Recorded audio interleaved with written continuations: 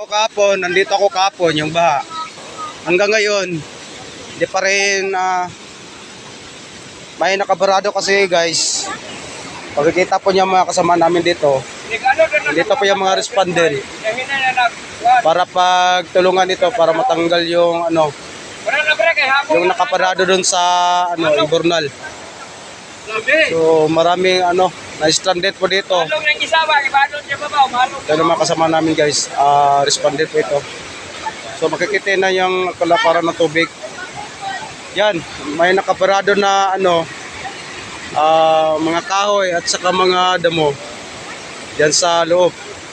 So makikita nyo ang mga tao dito na stranded talaga, hindi makadaan.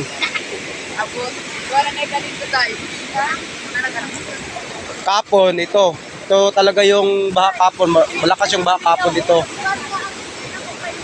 So hindi pa rin umalis yung